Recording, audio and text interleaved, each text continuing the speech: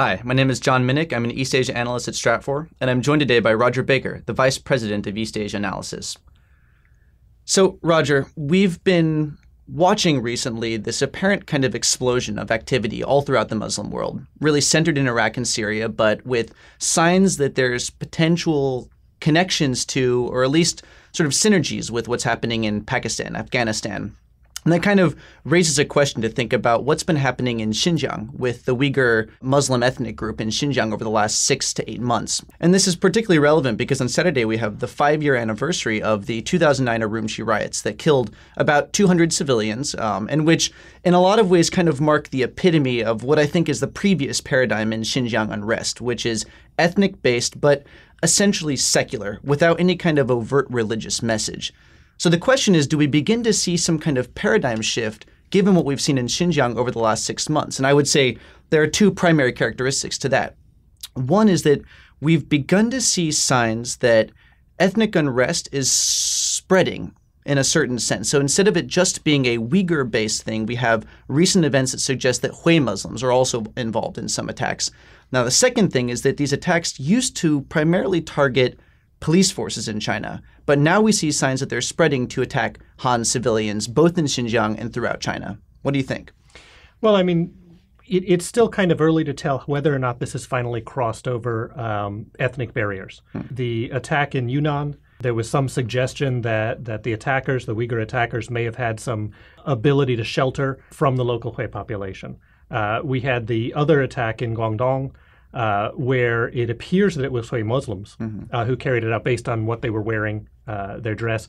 Interestingly, we haven't seen much since that attack giving any further details from the Chinese on really who it was or who they caught or in that operation. I guess, though, it raises the question of the degree of coordination between these attacks. Now, in the past, what we've mostly identified is that you have a variety of very, very localized issues, in specific towns in Xinjiang. But do we start to see signs that within Xinjiang and within China, there is a little bit more coordination, potentially signs of organization? And is that organization based in Xinjiang, or is it coming from somewhere else? Well, I think one of the things you have to look at first is methodology and target set.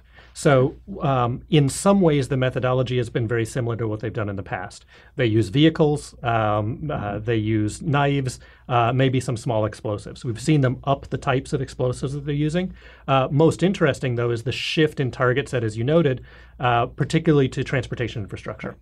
Hitting at transportation infrastructure, hitting at rail areas, and then hitting at marketplaces, which isn't completely off of what they've done in the past, but certainly has a very broader and marketplaces targeting. with Han Chinese. Right.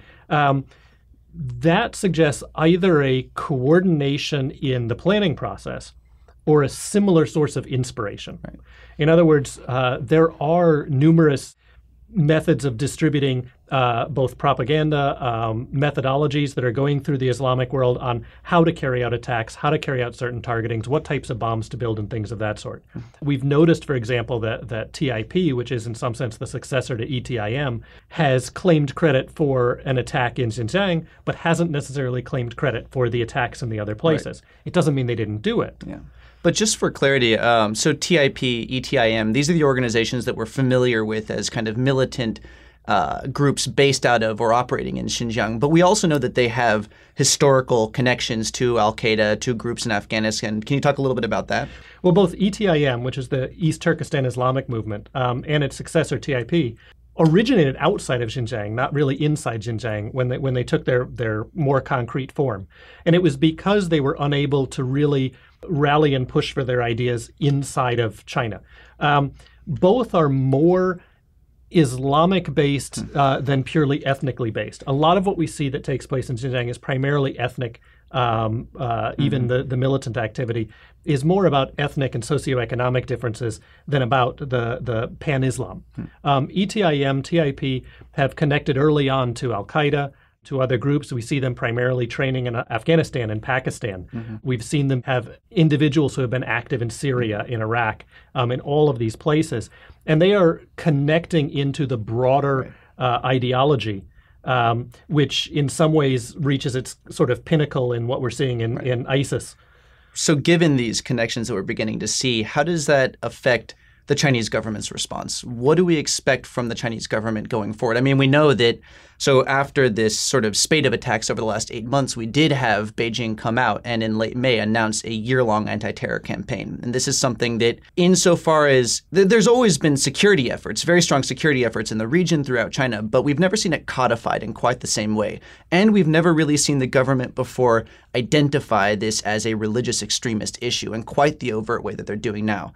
What do you think that means or implies about a shift in the way Beijing is going to approach it going forward? Well, it's a real challenge for China.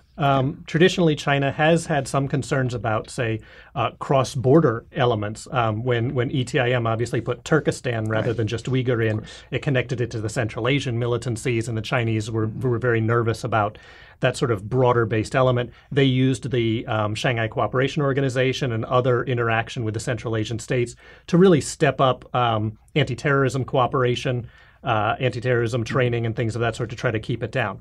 The challenge for China, though, I think, is that in the past, China really hasn't been targeted or identified as a potential target by anyone other than primarily the Uyghurs. It really hasn't been seen outside of Xinjiang as the place that people need to target. They're more focused on both the local regimes in the Middle East and on the United States and maybe some European nations. We're starting to see China appear in videos, starting to appear in Islamist propaganda as another one of these countries that is oppressing Muslims. The Uyghurs are starting to gain some sympathy and some support, at least in the extremist circles.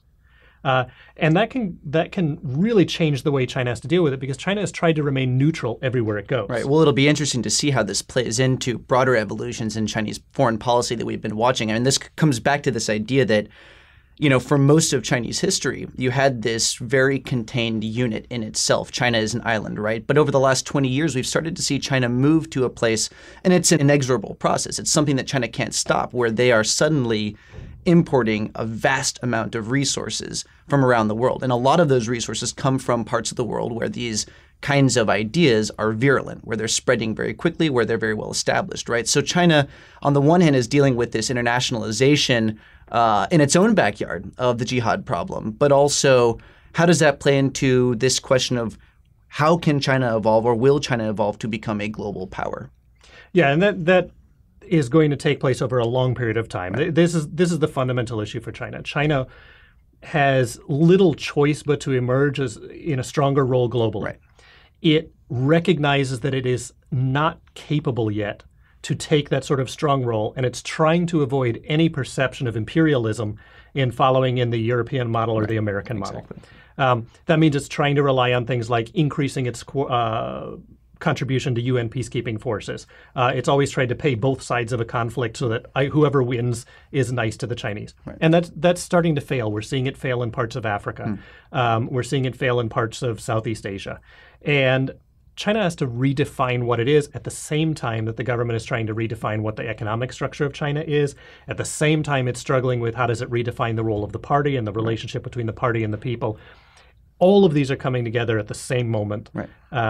And in some ways, it seems insurmountable. In some ways, there's no option but for the Chinese to change their course. Right. Well, on that note, that's all the time we have today. But thank you very much, Rodger. And if you want more information, please go to our website. Thank you very much.